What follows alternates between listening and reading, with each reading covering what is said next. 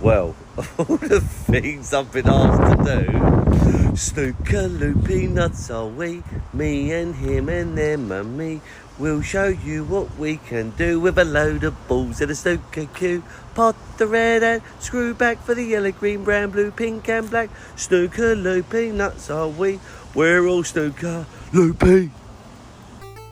Welcome to Snooker Loopy Podcast. My name is Tomasz Mayhew, and I am joined as always by my very good friend. It's the flame-haired assassin, Joe Hannard. Bonjour, Hazel. Bonjour, everybody at home. And you missed an opportunity there, Tom, to go, Je m'appelle Thomas. But, I think our French is as good as Del Boy. Bit of fromage there, possibly. I don't know, Tom. I don't know, but the flame-haired assassin. To all our listeners, thank you for joining us. It isn't as good as Del Boy in that respect, but yeah, the flame-haired assassin. Yes, the Ben exactly. Name, so how do you feel about that? Well, I mean, it's funny because Ben Wollaston was somebody that we talked about in the qualifiers as being this sort of silent guy that just is always in the 40s in the rankings and never really does very well at tournaments, and he's been a bit one of the standout players at this tournament, weirdly. Yeah, he's played very well. He did push C pretty hard. I'd say C almost always probably had him at arm's length, but he was putting the pressure on.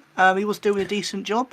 Well, he got back to 10-10, didn't he? So, well, I mean, the interesting thing also in that match, Joe, is that C got a century break, which means, it's a record extending century break because A, it is the most century breaks in any World Championship tournament, including the qualifiers. B, we're on track to break the Crucible record in terms of centuries, and C, it means that C as an alphabet, it means that C, the player, C was the 30th player of the players to get a century break, which I think the previous record was 27. The only two who didn't were Zhang Anda and Zhou Yulong. They're the only two. But 30 out of 32 players getting a century is a Crucible record. See. Shall we? Shall we? Funnily enough, I think that also means that every match has still had a century in this year's World Championship, so that record is still going. We've, of course, got the Ding curse about to strike in the quarterfinal with Luca Brissell. The Crucible curse has already happened. All of these things that we've been keeping an eye on, Tom, seem to be coming to fruition. Mm-hmm. Oh, well, and I mean, it's been crazy to think we're only just at the quarterfinal stage, but so much history has already been made. You know, Mark Allen, the first player to make a 147 at all of the Triple Crowns, the bloke at the audience who won 25 grand and wasn't that pleased about it, according to you.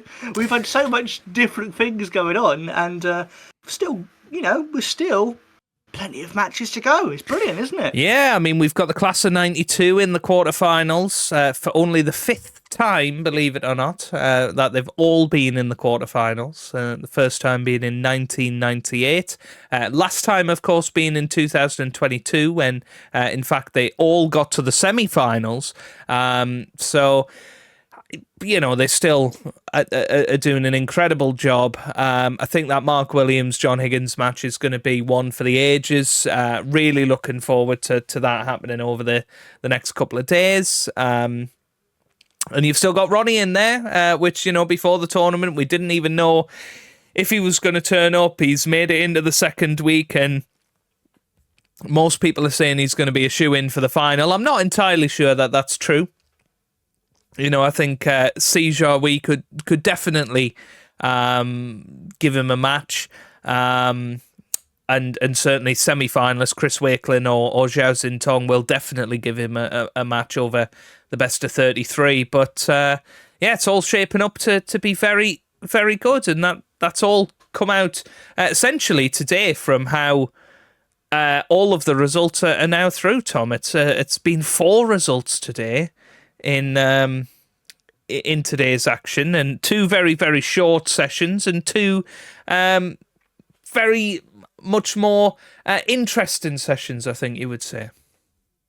Yeah, I mean, commiserations again to anyone who had tickets for the evening session and would have pretty much seen one frame of snooker, whichever way you look at it. Which, I mean, apparently you said before this, you said they're being treated to an exhibition by Dennis Taylor and Crafty Ken, apparently. Yes, I believe that is the case. They tend to do that every year if that does happen. It's a weird one because today had the potential for having no snooker whatsoever. I think usually what they do is have somebody play 2 of their sessions on this Monday, sort of in the afternoon and the evening.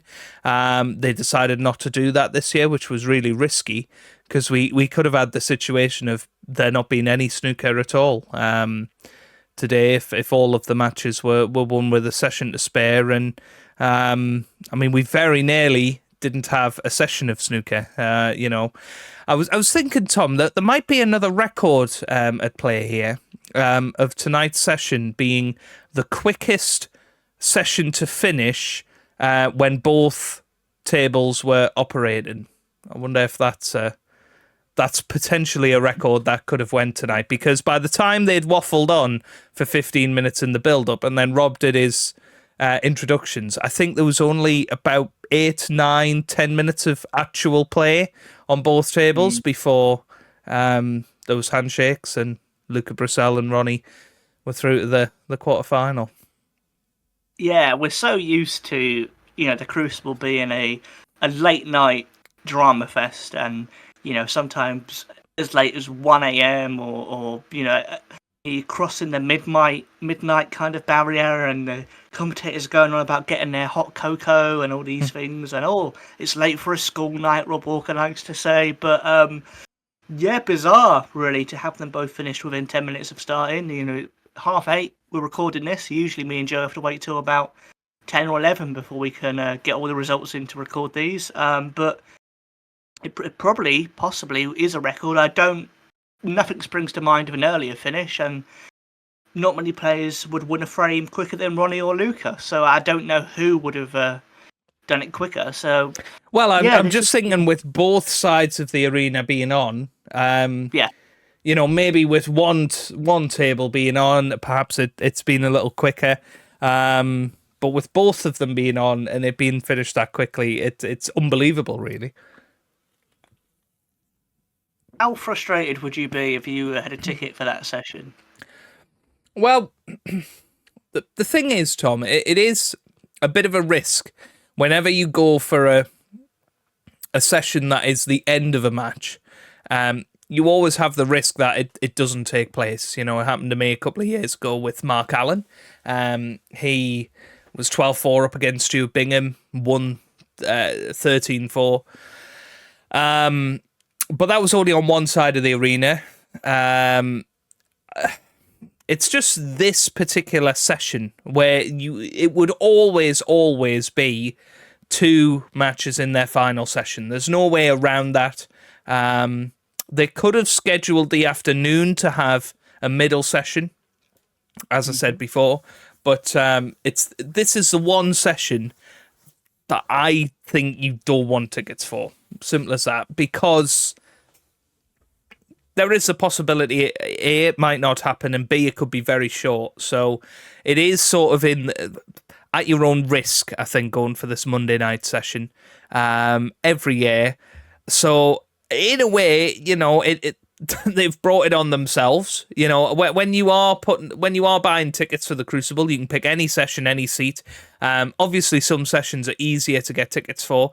This will be one of the easier ones, but that is the risk you take, unfortunately, with it being the end of the second round, that you could end up having very little snooker. On the flip side, you could have 2 13-12s and it be an all-time classic session. So it swings and roundabouts, isn't it? But I do feel sorry for them. However, it's not something that they wouldn't have been prepared for, at least when they bought the tickets. Yeah, that's very true. That's very true. And I guess a lot of it maybe comes down to the fact that if you're a fan of Ronnie or Luca, you're probably just happy to see them and see them win more than anything else. Yeah, I mean, Ronnie knocked in a 95. I think Luca knocked in a 79 or something. They were both decent breaks. They played pretty nicely throughout the frames. But it is just gutting, isn't it? And who knows how long this exhibition will go on for, but probably not much past 9 o'clock, 9:30. I can't imagine it would go on that late. I hope that Dennis is going to be playing past midnight. He's going to. It is the 40th anniversary today, Tom, of that session starting. There was a little feature at the start with Steve Davis because he was in the studio today with Hazel, and they did mention it. And Dennis was up in the commentary box. Complete missed opportunity to not have them both on the dance floor as we might call it, and speak to them both, to celebrate that 40th anniversary. On the dance floor, I don't think anyone's ever called it, but I've got a lovely image of them at a disco now, Steve and Dennis, sort of, or maybe doing the waltz together. Dennis did do Strictly. Yeah, and Steve did I'm a Celeb, so, Yeah. Did Willie Thorne do Strictly as well? He did, yeah. I think maybe John Virgo. Has John Virgo done Strictly? Might not have. I don't know. And I know Sean Murphy clearly wants to do it. Oh, he'd love to do it. And Chris Wakelin. I mean, we could have a series of Strictly Come Dancing of just snooker players. That would be amazing. I would pay to see Mark Williams do the rumba. Oh, yes. Yeah. I can imagine nothing worse, Tom, to be quite honest with you.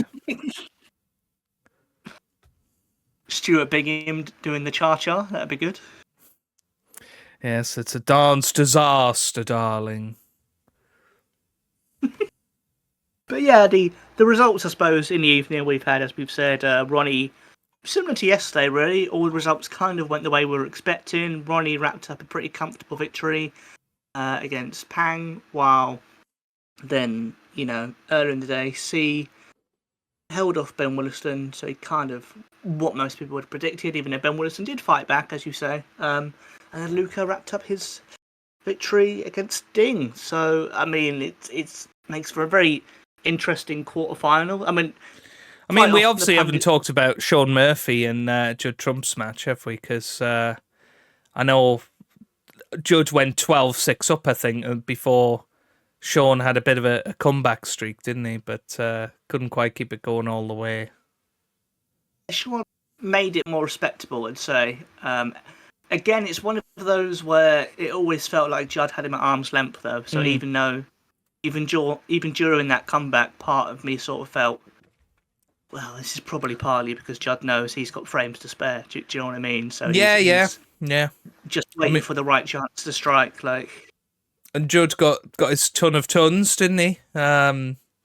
There was a little moment where he smiled just before he played the final black for the century, and the black was a little bit wide. I just couldn't get out of my mind how hilarious it would have been if he'd missed that black. Because it's always one of those things when players celebrate a little bit too quickly. It's always very risky, isn't it? Especially in snooker, because there's no guarantees with anything.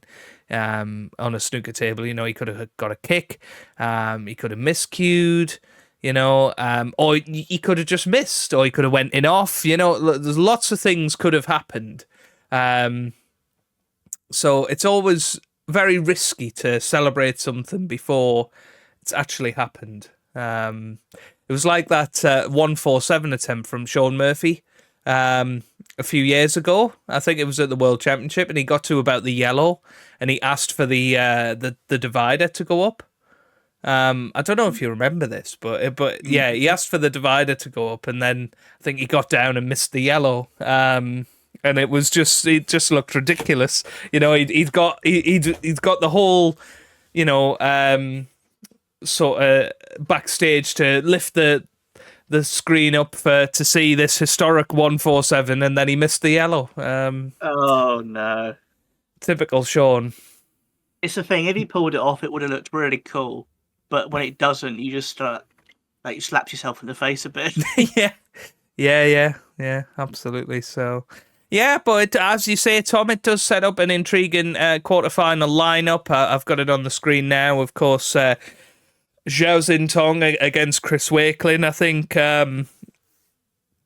Chris Wakelin will have been most people's standout player of the tournament so far in terms of maybe how unexpected his run is. But I think both of us, knew what he was capable of. You actually backed him to get to this stage, didn't you?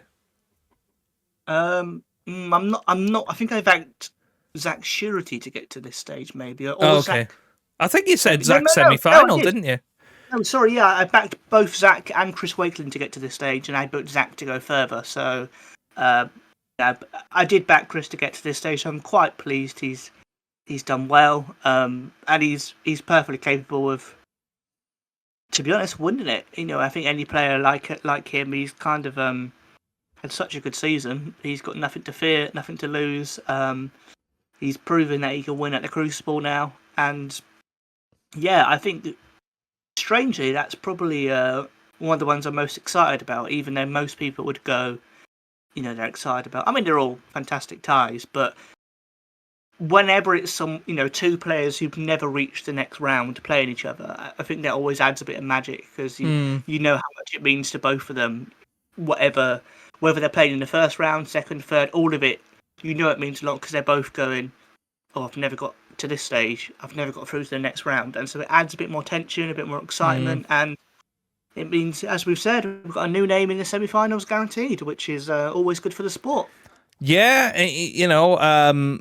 interestingly enough, every other player in the draw has been to at least the semi-final, and all but one of them have been world champions. So actually, that match is very much the anomaly in the whole draw for the quarterfinals. But I think it's going to be intriguing. Zhao Xintong, I think lots of people have jumped on the bandwagon almost of Zhao Xintong's just going to win it, isn't he? That I think a lot of people are thinking that. They're very much underestimating Chris Wakelin, but the way he played against Mark Allen was sensational. In that first session against Neil Robertson, he was brilliant. And Robertson really came back at him in that second session and couldn't get over the line. Possibly Neil Robertson will be thinking, this has been a massive missed opportunity, actually. If he managed to get through that first round against Chris Wakelin, perhaps Neil Robertson could have been looking at getting back to the one-table setup, but feeling confident as the seed and one of the best players of the season. It's just interesting how much things do depend on you getting through that first round match. Yeah, absolutely, and we've got the other, of course, I think maybe the big one people will talk about is Higgins against Williams for obvious reasons. Class of '92 clash. Two players who have been written off so many times in the past 10 years for whatever reasons. Just this year, Higgins dropped out the top 16. But now, they're both guaranteed to basically finish the year in the top 5 of the rankings. Well, yeah, it's guaranteed now. I think that it will be John Higgins number 3, Mark Williams number 4, Ronnie O'Sullivan number 5. I think that is virtually guaranteed. Unless one of them wins it, I guess it would. Yeah. I think if one of them wins it, that would skew it slightly. And I think maybe if C wins it, then he would displace them all down. But obviously, Luca Brissell could only get as high as 7 by winning it. Judd Trump is already number 1. I don't think Chris and Zhao Xintong, if they won it, I don't think they'd go above the others. Maybe they would, actually. I don't know, because I guess Chris Wakelin would be making a hell of a lot of money, wouldn't he? Because he mustn't have many points to defend, so he's never won the Crucible before, so he'll be shooting way up. But interesting fact about Xintong, currently he has got season earnings of 60 grand, and if he wins the next match, he would have enough season earnings to be in the top 64 now, that's interesting because when James Cahill was in a similar situation, World Snooker said, if you have enough money to be in the top 64, you'll get to keep your ranking points. So it's hard to say whether they'll do the same, but there is the possibility that they will do the same, and Xingtong will be in the top 64 if he gets through, which it won't really impact on... Well, it will. It won't impact on Stan Moody's tour survival because he'll go on the one-year list, but it will mean that Liam Graham will miss out. But that's worth keeping an eye on, seeing if they do that. Because, again, it's never happened before because it's the first time an amateur's ever reached this stage. Yeah, unprecedented, I think, is the word for it. Obviously, we didn't talk yesterday about the news of Jimmy White and Marco Fu being awarded their invitational tour cards. Obviously, a lot of controversy regarding both of those this time, actually, particularly Jimmy White's, as it always is. But, I think at the end of the day, they haven't got 128 players at the minute. So I don't see the problem. I also think that if 128 players from the tour enter, then they can't enter. I think it's only if there are two spaces. I think that's the only time that they're allowed to enter anyway. So, I think anyone who knows the current rankings would see that Marco Fu only missed out because Liam Graham got to the final of the shootout. He would have been on the one-year list and qualified that way anyway. So I think anyone who complains about Marco Fu, I'm a bit like, no, he's clearly good enough to still be on the tour. What are you on about? Obviously. Well, it's not just that. I mean, as we spoke about, Chow Yu Peng, of course, hasn't played for a year. He's virtually retired from snooker, so he should be deleted from the rankings. Dominic Dale is going to be deleted from the rankings. So that would put him at 65 on the 2-year list. Certain former world champion is currently suspended. Exactly. So I feel a bit uncomfortable by the fact that Marco Fu has to start at 0 again. Actually, I think that's a big shame. I guess it's better that he's on the tour than not, but I think it is a shame that he's not going to be able to continue with his money in the next season. Yeah, to be honest, I was expecting them to, a bit like when the players were banned because of the match fixing scandal. I was thinking maybe because of Dominic Dale, Chow Yu Peng, and the situation around Graham Dott, I was expecting them to go, okay, Jamie Clark, Marco Fu, Ashley Carty, we're going to just extend your tour cards because, I mean, all three of them, within $9,000 of still being on tour, so I don't think you can argue they don't deserve it. All three are 5th, 7th, and 8th on the one-year list, and it used to be the top 8 who used to get a tour card, so it's not too ridiculous. So if Jamie Clark and Ashley Carty don't get back on tour, I'd feel quite hard done by on their behalf because it seems stupid when, as we say, there's 3 players who aren't even going to be, probably aren't going to be playing on tour next year. So Then World Snooker's so inconsistent with all this stuff. It feels so random, and I think Mark Davis only found out about his tour card. It was after he'd already lost a match where he thought he'd lost it, which I remember it being a very weird situation because we talked on the podcast about him having to enter Q school, and then maybe it was only probably this stage of the World Championship or something where they actually told everyone. And you got to think, for a player involved, it must be quite I don't know. It must make it feel quite insecure as a living when it feels entirely random whether you'll get a tour card, and sometimes they just give people ones because they gave it to Martin Gould because he wasn't very well, so they extended it. But then other times they wouldn't do the same. But then what's weird is Martin Gould, as far as I know, hasn't played a match this year. So he and kept his I haven't seen anything about him potentially keeping his tour card again. I don't know. Think that is, I think there might be a retirement for him if he's not played because, if he's that unwell, then at his age, it's probably unlikely that he'll become fighting fit. Sadly. Mm. Yeah, he is only 43, so we'll see on that front. Just another interesting one for you, Tom. Anthony McGill has dropped to number 59 in the world rankings. He's only just survived, Anthony McGill. Well, I mean, maybe he's a player whose ranking was boosted by good Crucible runs that he's not had recently. But he's not really done much. I've not really heard his name in any tournament, so I guess it's not surprising. But you do sometimes look at names like that and go, "Oh, how's even that?" the likes of Robert Milkins, for instance. He's down at 48 now, and in fact, he's only had £37,000 of winnings this year. Which, if that was, on this year's rankings, he'd be down at 93, just ahead of Jimmy White. So that's a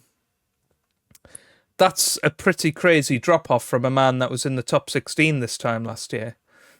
Yeah, that's frankly insane. I don't know what's going on in Rob Milkins' life. I know he's had all sorts of adventures, and maybe he's up doing his delivering milk at 4 a.m. in the morning again. I don't know what he's up to, but yeah. Dear. But we'll obviously be talking about who's dropped off the tour and things in our sort of end of season review coming up. But definitely interesting to mention. But yeah, in terms of our World Championship quarterfinals, you got John Higgins and Mark Williams. That's the big talking point. Ronnie versus C, I think, is going to be an underrated encounter. I think C's going to run that match a lot closer than we think, if not be slight favourite, I think, on form so far in this World Championship. Ronnie's very iffy, when he's in and amongst the balls, he's doing very, very well. But his long game, his safety game isn't great. Can that sustain him over 17 days? I'm not entirely sure. Well, but I mean, because Joe didn't see the final session of that match because he was doing his main job, his day job at work at a school. But yay, that's the spirit.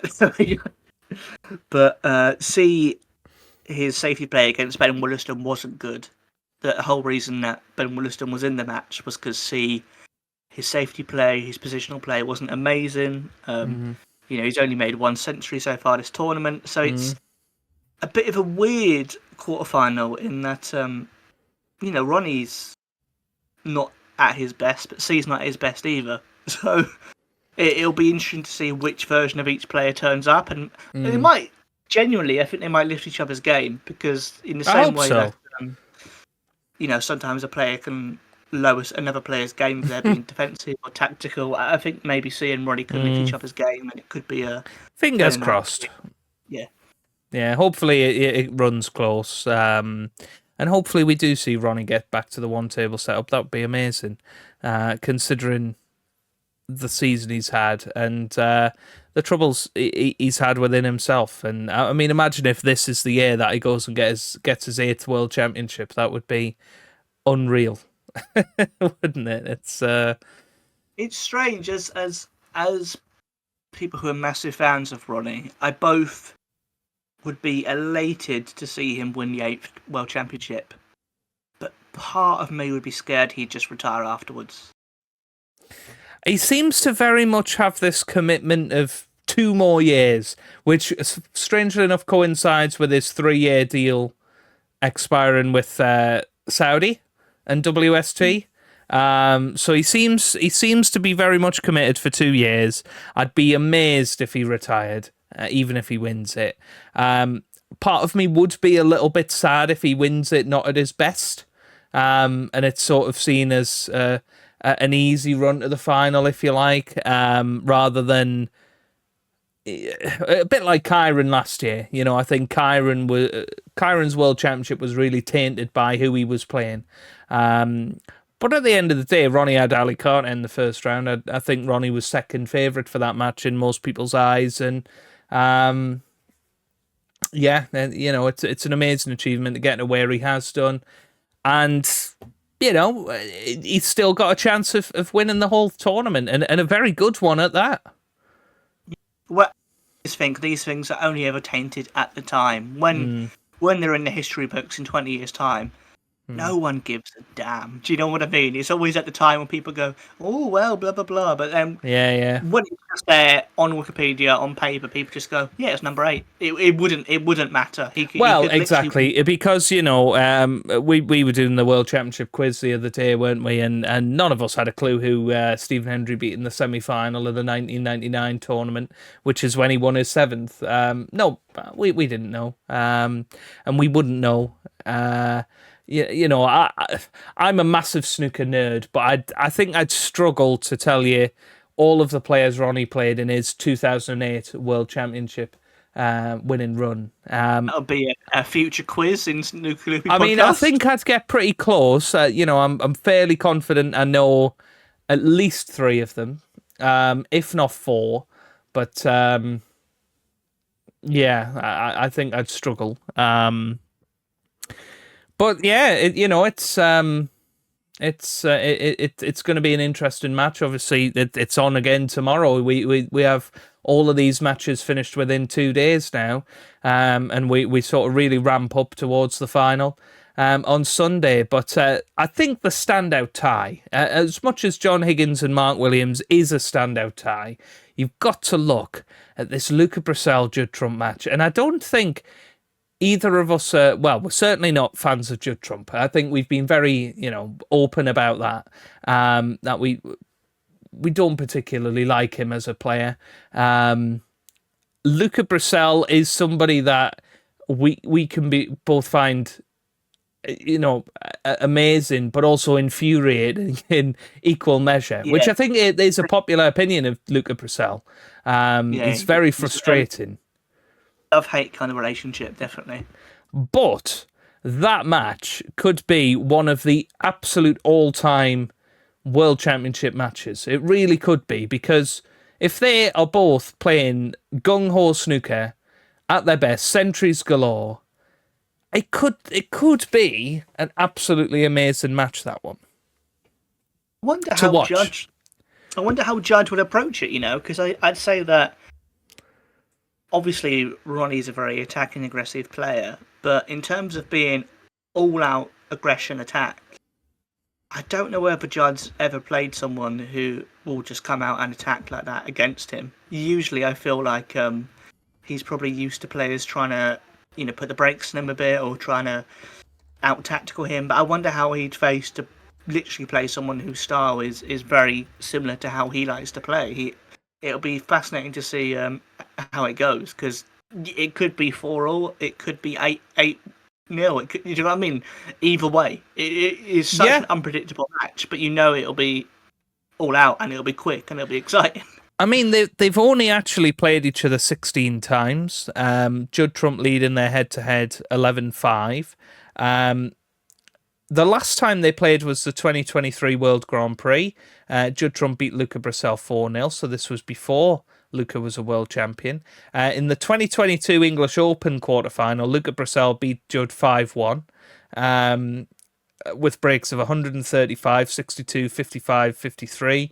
It does seem to bring about some big score in this matchup. One of the big matches that they played in, the 2022 Tour Championship, Luca Brissell beat Judd Trump by 10 frames to 6. So I guess there's very little to go off on long form matches between the two, but the one big one that I could see was 10-6 to Luca, which I think is quite a surprise, because that was before Luca's World Championship win. To beat Judd Trump over the best of 19 is an impressive feat in 22, I think. Yeah, absolutely. That's again, I think that's the one you can maybe read the most from, because, as you say, a longer match is very different to a best of 7 or a best of 9. And I guess what is going to be interesting is that both of them will be. I use the word desperate. I think they both would be desperate to prove a point. because both of them have, despite their talent, despite their obvious skill at the game, both of them have been a bit written off as you're going to be a one-time world champion and that's it.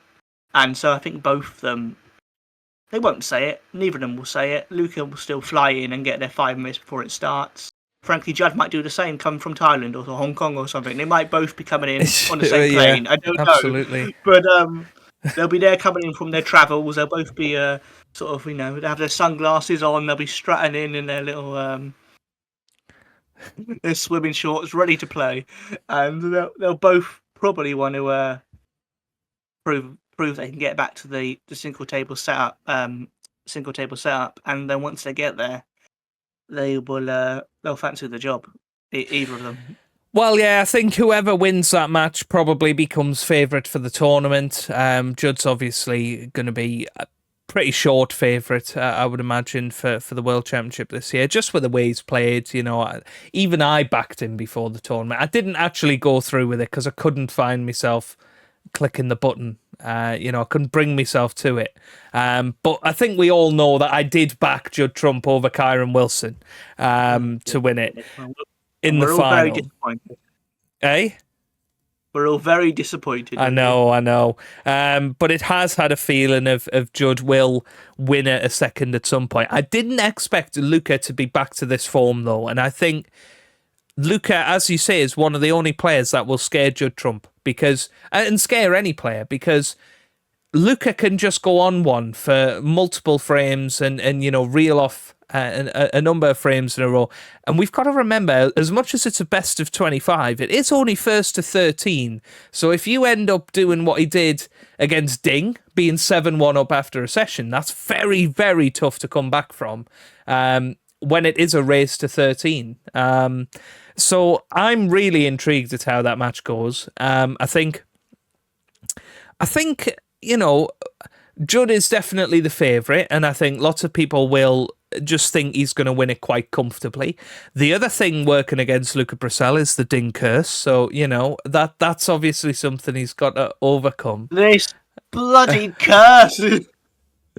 Well, for those of you that don't know, since the Welsh Open of 2024, anybody that has beaten Ding Junhui has lost in the next round. So Luca Bracel is the next victim of the Ding curse, perhaps. And if he beats Judd Trump, which I really hope he does, if he beats Judd Trump, the Ding curse will finally be free.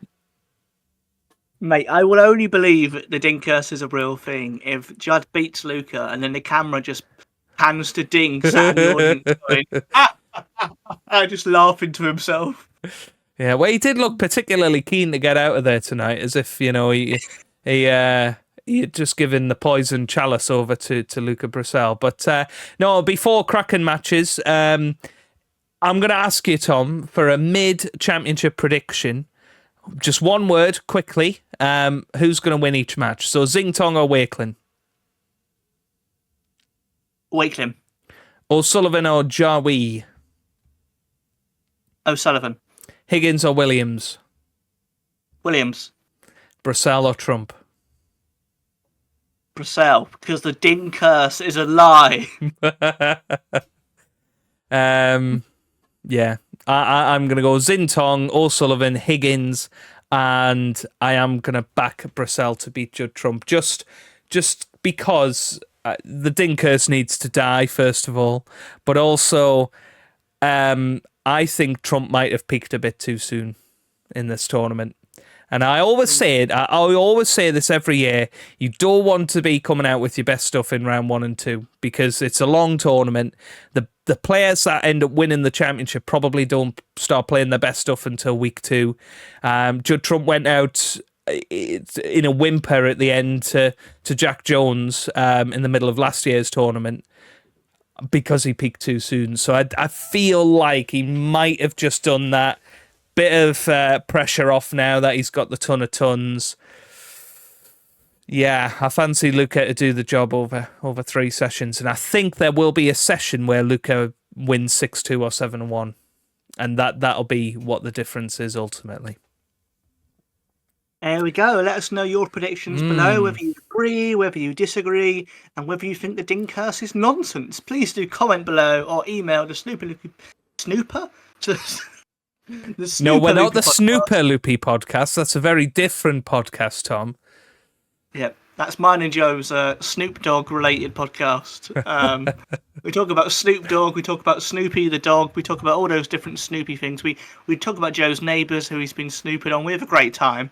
But this is the Snooker Loopy Podcast, and please do let us know on the email, all that stuff down below, and let us know how you think it's going to go. Yes, so Tom, yesterday, those people that were listening to the whole podcast will know that I had another part of Cue the Laughter to share with you, Tom, and I completely forgot until we stopped recording. I gave you two options. You went with option one. I totally forgot about the second bit of Cue the Laughter. So shall we very quickly, Tom, cue the laughter?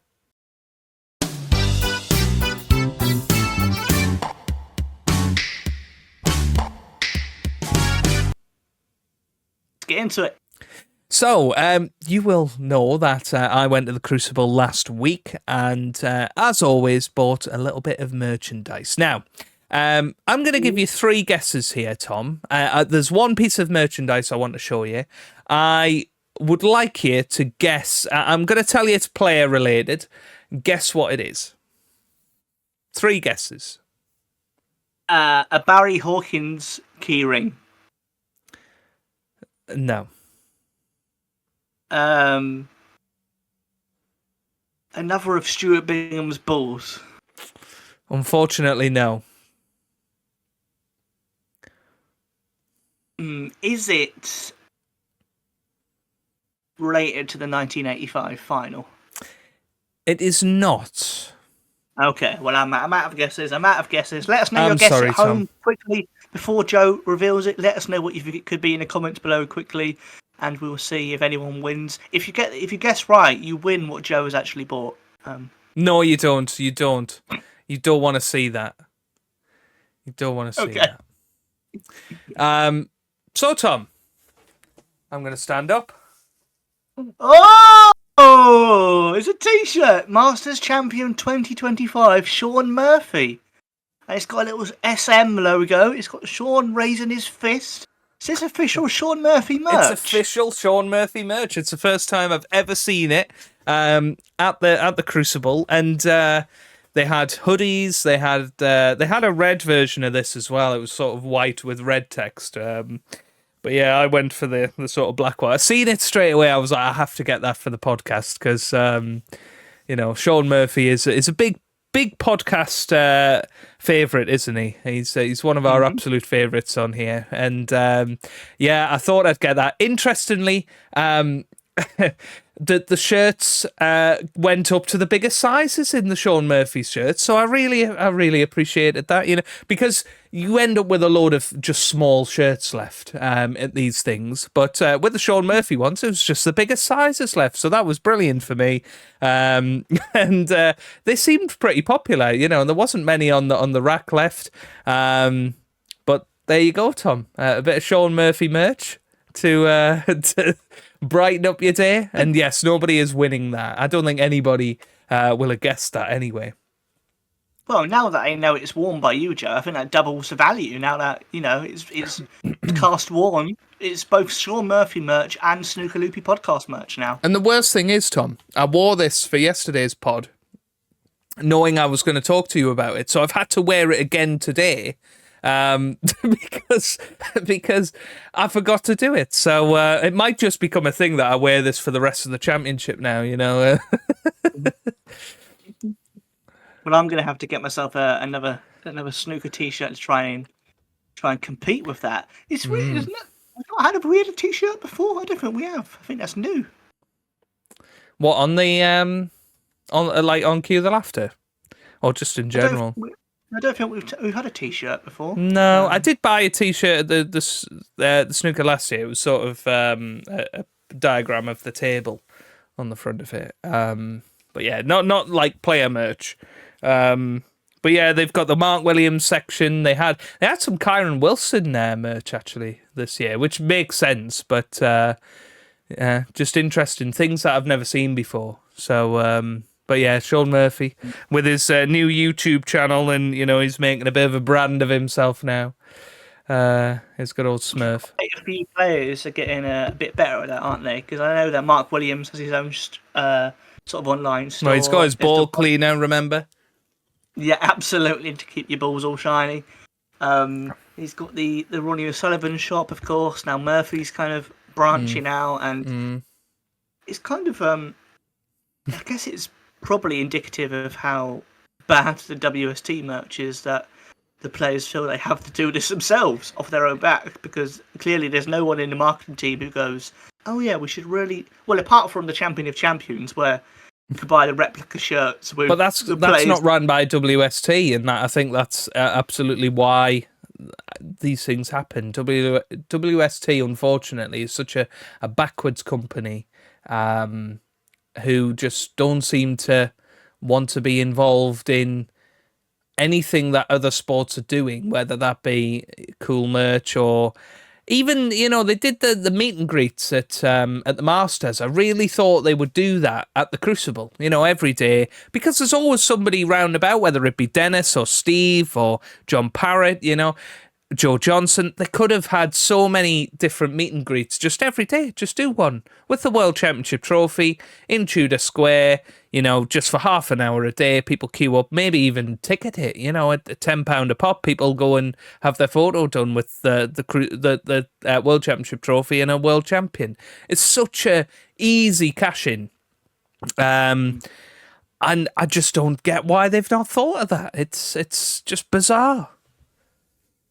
Yeah, it is strange, but they'll hire us one day, mate. One day they'll get in touch. I mean, they might not hire us now. You've called them a backwards company, but I didn't say that. If anyone from WST is listening, I didn't say that. I think you're actually a really forwards company. Well, let's be honest, Tom. They burnt all their bridges when they started funding Stephen Hendry's podcast over ours.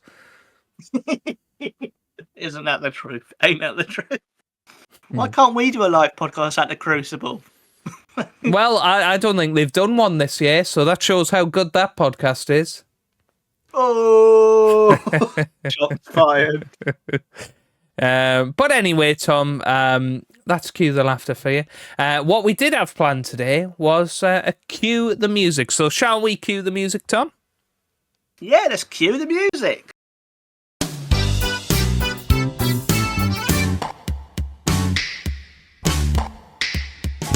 So this episode is a song that I have found, and this one was released in 1986. Oh. What's interesting about this, it's a song about snooker that was released by BBC Records. So along with all the hype of Snooker Loopy, this was, I guess, very much the official sort of attempt at a snooker song, which, I mean, the only example I can maybe think of in other sports is when, it'd be like an official England song and then there'd be unofficial ones. So the official one would be, we're going to release World in Motion, and then there'd be like Vindaloo or something. So it's a bit like that kind of situation where this was the official one. I presume it would have been part of the coverage, and I can see that one of the related videos is the singer talking to David Vine. So I presume they would have had features on the actual coverage of the World Championship, but it didn't do anything on the charts. It kind of, I don't think it charted at all, to be honest. It definitely was nowhere near the hit that Snooker Loopy was. I mean, it's currently sitting here on 1,800 views on YouTube, so it's not, anywhere near the success that BBC probably thought it might have been. It very much was overshadowed by Snooker Loopy, but part of the same thing, along with the Wanderer. Do you know what I mean? It's part of the same era. And shall we just give it a listen? Let's give it a go, Tom. So, 3. This is go on. So this is Jed Ford with Boss O' the Black. Boss O' the Black by Jed Ford. Here we go. There's a yellow, green, a brown, and a blue. There's a pink and a red ball pack. But the real top dog of this snooker game is the man that's the boss of the black. This TV snooker is a hell of a game. 90 minutes of pain. See the man crouch down in the cold, cold eye, like a bullet from a rifle, watch the cue ball fly.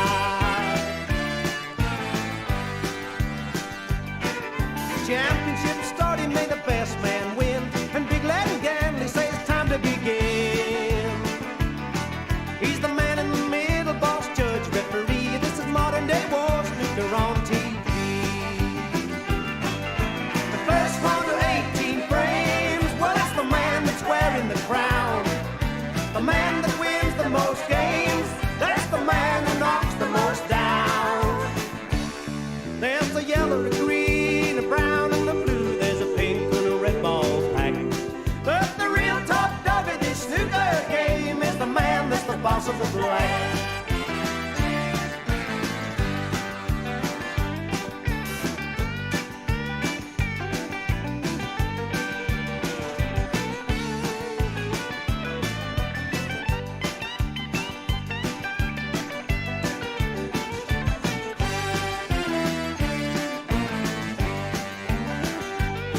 Well, there's Davis times 2, young Fred, tall Steve. That big man's Bill Werbenuke, I believe.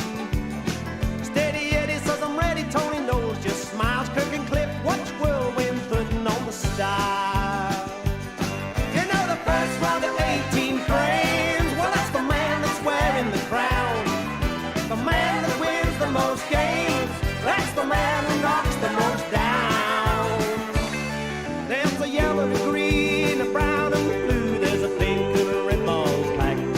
But the real top dog of this snooker game is the man that's the boss of the black. There's Mountjoy, Griffithsburg, O'Riordan, and Paul. Seems there's been a tailor since the game was born. There's no hiding place when the pressure grows, and it sure sounds like battle when the hurricane blows. The first 1 to 18 frames, well, that's the man that's wearing the crown. The man that wins the most games, that's the man who knocks the most down. There's the yellow, the green, the brown, and the blue. There's a pink and a red ball pack. But the real top dog of this snooker game is the man that's the boss of the black. I said the real top dog of this snooker game is the man that's the boss of the black.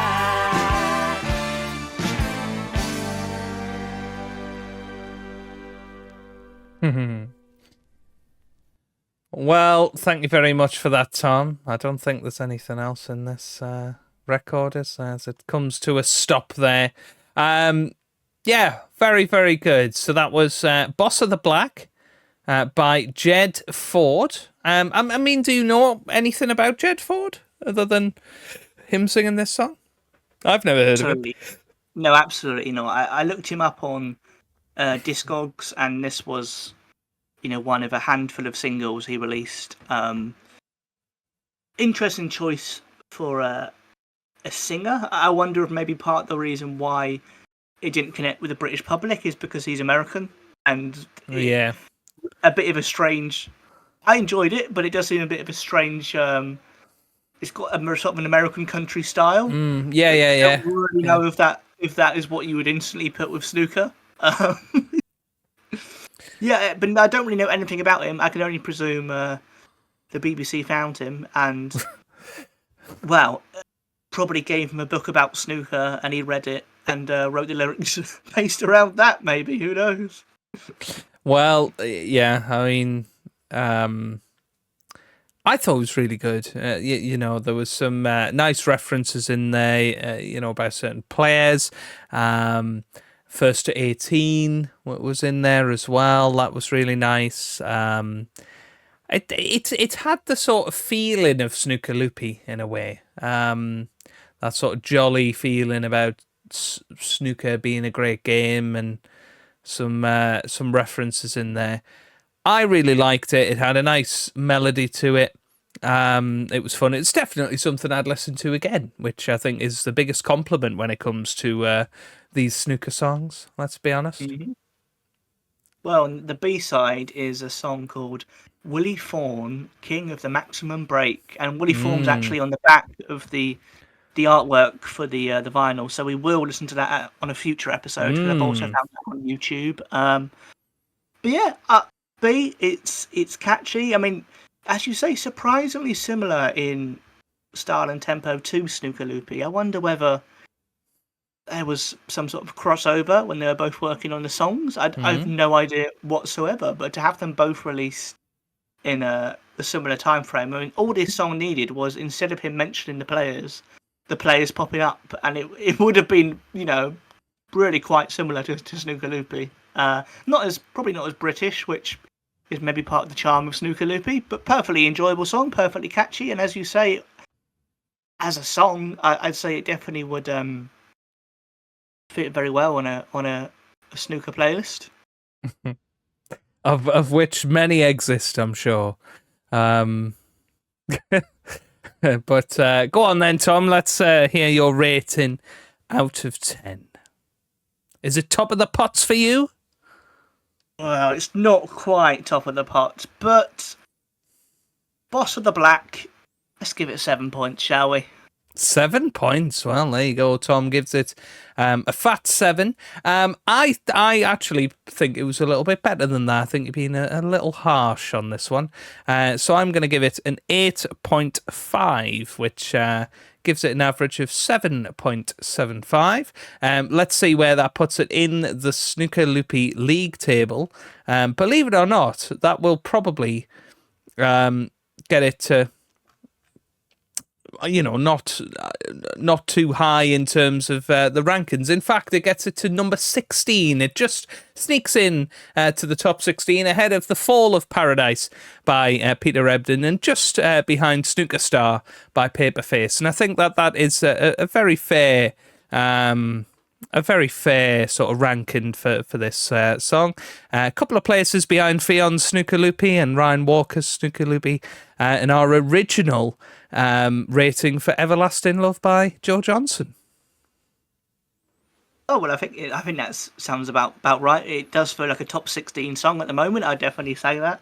One more thing I did get in terms of a comment. I got a comment on YouTube on the video of Dennis Taylor singing Snooker Loopy. And the comment, I'm gonna get it up for you, Joe. Here, I believe what they said was, hold on one sec. I'm just waiting for this to load. Well, while you're doing that, Tom, I will read out another Fanjeng email that we've had in. So Joe Everdale has got in touch. Thank you very much, Joe. Nice to have some new names into our Fanjeng email box. But so he says, evening Hazel, evening everybody at home. Hi guys, just want to say how much I'm enjoying your daily podcast during the Worlds. Have been a snooker fan for about 20 years now. Unfortunately, I'm the only one in my family or friendship group who is, which means I've no one to talk snooker with. Might sound silly, but listening to your podcast makes me feel I've got a couple of mates to discuss the action with. Thanks for the laughs and keep up the good work. All the best, Joe Everdell. Well, thank you very much, Joe. I think that is something that a lot of snooker fans can relate to. Certainly for me, when I was growing up, yes, some of my family liked snooker, not to the same extent that I did, but certainly none of my friends at school were snooker fans. Some of them might watch the odd match, but it really was the odd match, and that is something I certainly relate to. So happy that we can provide that for you, and it's absolutely what this podcast's all about, isn't it, Tom? Just two mates having a chat about snooker at the end of the day. Absolutely, and I'll just say welcome to the Snooker Loopy Podcast family. You're now part of our team. Absolutely. So. Absolutely. And, you are part of our community, so thank you for that, and thank you for your kind words. Okay, the comment I got on the video of Dennis Taylor singing Snooker Loopy, and this might be something you don't know, Joe. This comment from Ian Valinder says, Dennis was actually in the video for Snooker Loopy, especially from the point, now our friend Den. And I had no idea. Did you know that, mate? He was actually in the video. I didn't even know that Dennis Taylor originally was in the Matchroom Mob, Tom. I mean, that's a crazy bit of information that you've put there. That has changed my perspective on everything. What's going on? Can't believe it. I thought he wrote the song himself, and it was just a solo song that he did just for us. But hey, there we go. He was actually in it. As a sort of side note to that, and also related to Dennis Taylor, actually. So you will remember that we have been uploading all of the commentators' classic shots over the last couple of weeks, which have gone really down really well on the channel. We've had a couple of idiotic comments of, well, why are you re-uploading this when it's available elsewhere? Because that's our main point. We want all of these things to be in one place where people can reminisce on all of these different snooker things. And we wanted to collect and make almost a snooker museum on this channel of all of these things. That's been the whole point of Cue the Laughter. But in one particular episode, Tom, and it's Ken Doherty's missed black for his 147, and Steve Davis misses the black, and Dennis just sort of off the cuff says, "Oh, Steve Davis has never liked blacks." Well, yeah, which obviously in the context of the video is, perfectly fair comment. But I thought at the time when I watched that, I thought, oh my God, he wouldn't get away with saying that now because people would soundbite it. And somebody commented saying, couldn't get away with what Dennis said at 2:19 today. And I'd replied saying, I thought that. Somebody sort of put lol underneath that. Somebody said, he was saying Davis doesn't like potting black balls because of the infamous black ball final they had in 1985. Wait, they had a final in 1980? How did we not know? This is unbelievable. Well, apparently, Tom, it was 40 years ago today. I just don't know how we've managed that. Hold on, Oh, they're right. Yeah, they had a final. Snooker World. Joe, did you know there's a Snooker World Championship? So there you go, Tom. So we've not just had anybody explaining 1, 2, 3 to us, but there you go. We also have had a couple of comments from Mr. Dog. Thank you for getting in touch. He suggested the Twilight Assassin for Ben Wollaston, relating to his midnight antics, I imagine, in round 1. I've just got an image of Ben Wollaston starring in a new Twilight film, to be honest. I'm sure he would be brilliant. He also said on yesterday's podcast, early finish tonight might suck for the patrons, but that is always the risk you take when going to see the third session of 3. It will provide some extra downtime if needed for the table fitters to make any needed adjustments. And yeah, that is another thing of the World Championship. Probably do consider these things and say, look, we need to have some downtime for our stewards and the bar staff, merchandise stall assistants, and our commentators, all of that. So that probably is, thought of they're not that bothered if there's a short session at the Crucible. Yeah, I think that's also a good point for us to say that obviously me and Joe have, we talk a lot about the players, the pundits, the presenters, but we also have huge respect for anyone who is, whether you're a table fitter, whether you're manning the merchandise stand, whether you're serving drinks, or whether you're part of the theatre crew all year round. We have massive respect for all the other little people who help to make this production happen. So if anyone is part of that and is listening, then thank you for doing a great job. Absolutely, and we're very jealous of your jobs. Yes, if you want to quit and let me know if there's a vacancy, I'd happily work at the Crucible for a month. Yes, I would quite happily just be a steward in the Crucible and watch every single ball of every single match. That would be amazing. But yeah, that brings us to the end of this podcast, the end of the second round, Tom. Obviously, if people want to get in touch, do get in touch with the links down below, snookerloopypodcast@gmail.com. Any final words before we get into the quarterfinals?